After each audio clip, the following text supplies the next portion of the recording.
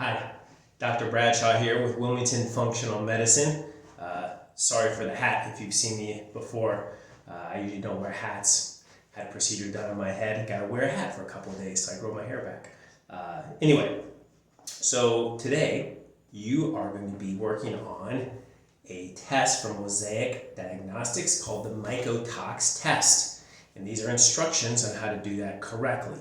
So number one, if you don't have this test kit in your hand, then you've got the wrong set of instructions. So let's make sure we get that corrected. Give us a call at the office if that is the case. More than likely, you have the correct test.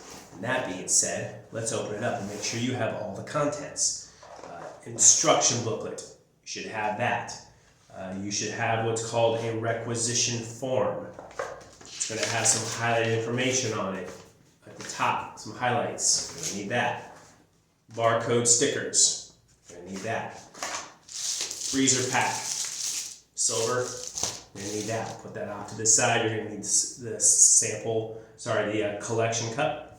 You're going to need that. An absorbent pad, we'll talk about that in a moment. Biohazard bag, that should be in there. It should be a plastic bag with a freezer bag that's currently not frozen in there. And then you have some information on shipping instructions and then the shipping bag itself. Now, the box that this came in is important. Do not throw it away. We're going to reuse this, all right? Just put it off to the side. Most everything you've got here should be put off to the side. I want to talk about the freezer bag for the moment because you are going to freeze your urine sample. And you're going to need this freezer pack to keep it cold. So go ahead and take this baggie and put this into your freezer right away. So that way it's going to be frozen no matter what when you run your test. Could be today, might be a week from now. Go ahead and put that in the freezer. All right, we've got that. Let's talk about the instruction booklet. Actually, no, let's talk about the requisition form for a moment. The requisition form you're going to see, again, on the top, it'll say highlighted, fill out. And then there'll be a highlighted section right here. It's just your name and basic information. Inside that folder, you're going to see a couple of areas that need to be highlighted. Where it's highlighted, you'll see when, meaning the date and the time you got your urine sample. And in the lower part, you're going to see a place where you sign and date. And that's it. But you must have that filled out, and that must go with your sample. So fill that out. Obviously, the only part you won't fill out is the date and the time which you take your urine sample. That might be, tomorrow. So you need to make sure you wait until you know exactly when you did the test and write it on there. The other thing you will do is you will take your collection stickers, which have barcodes on them. You're only going to use one. They peel off. And then they get stuck onto your collection cup. So make sure that you write your name, the date and the time of the collection that you use. That's very important. You're also going to check if frozen, yes. So you'll see in the upper box right here, it'll say check if frozen. Yes, you're going to freeze this sample, so make sure you do put a check mark on that. So check that box, name, date, and time of this urine collection, okay? And you're going to take that and put it onto your cup here in just a moment. Let's talk about that cup and when you're going to do your test. So you want to put this cup on the toilet wherever you tend to go to the bathroom first thing in the morning. You need to make sure several things occur the next morning. So it's going to be a urine sample within 5 minutes of waking up. You don't want to go longer than 5 minutes. You want to make sure that you have this cup sitting there ready to go.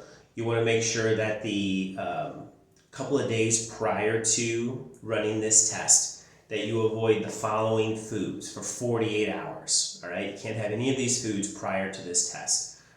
Apples or anything related to apples, like apple juice, apple products, anything. No apples. You can't have grapes. Same thing. Grape juice, grape products, even raisins. Like, can't have any of those things. Pears, pear juice, pear products, that sort of thing. Can't have any of that. Cranberries, same thing. Cranberry juice, any sort of dried cranberries, nothing.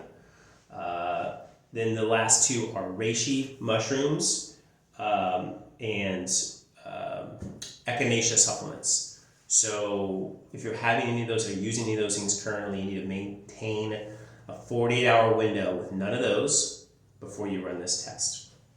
And then as far as supplements go, if you're taking glutathione, if you're using bentonite clay or some sort of charcoal, any sort of gut relief or gut binding supplement in that regard, so charcoal, bentonite clay, and like I said, the glutathione, for 3 days prior to this, you can't have any of those things. So if you're currently on those things, just set yourself a date 3 days from now and stay out all of the foods I just mentioned. They're all in your booklet as well, by the way. And so this instruction manual will take you through everything I'm going to go through with you today.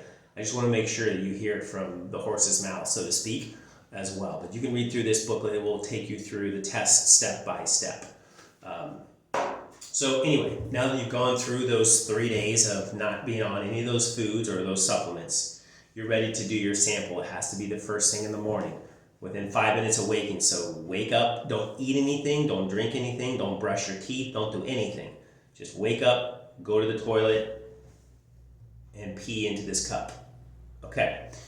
Now, with that being said, on the back of this, there are, and it's kind of hard to see from the video, but there are increments that are marked here. There is 10 milliliters, which is, I'll mark it right here so you can see it. 10 milliliters is right there. You can see that line. 10 milliliters. 50 milliliters is up at the top here. And that's not really showing up that well, but you'll see it on here when you look. You can kind of see it now. So you're going to see at the bottom, it's 10 milliliters. You need to have at least that much.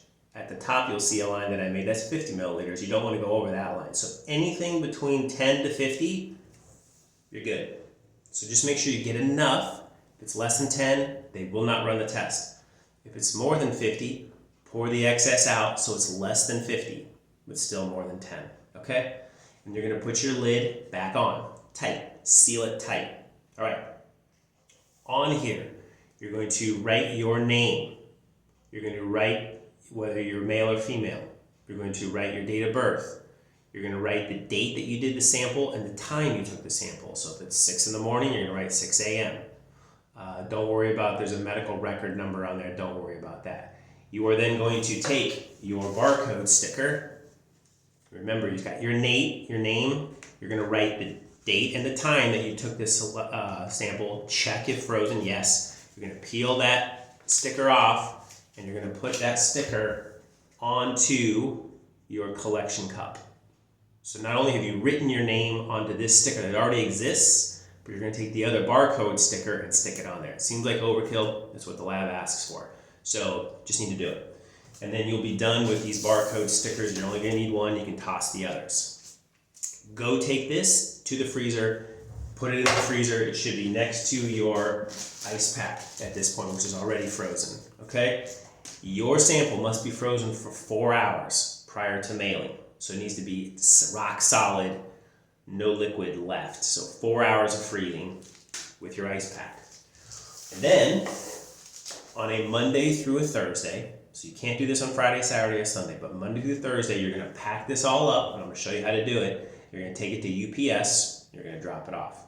It has to be Monday through Thursday. If you do not drop it off on Monday through Thursday, it will be in the UPS truck for too long or in the warehouse for too long over the weekend, and your sample will be ruined. You'll have to do it all over again. So, on a Monday through a Thursday, you're going to go to the freezer, you're going to take your cup, you're going to take your biohazard bag, and you're going to take your absorbent pad, because there will be some condensation as it starts to thaw out. Won't thaw out too much, but some of that fluid we want to catch with that absorbent pad. So you're going to drop your cup, remember, solid so it doesn't leak. Put that into your biohazard bag. Seal that up. Okay? Ziploc top. Okay, so now this is going to go with your ice pack. So ice pack in its bag, biohazard in its bag, 2 bags are going to go into the silver bag. And those are going to go in there. Gonna keep it nice and cold. So we're gonna get that down in there. And then this silver bag has a little peel. I'm not gonna peel this one off, but you're gonna peel this off, that plastic sticker. I'm gonna close this up.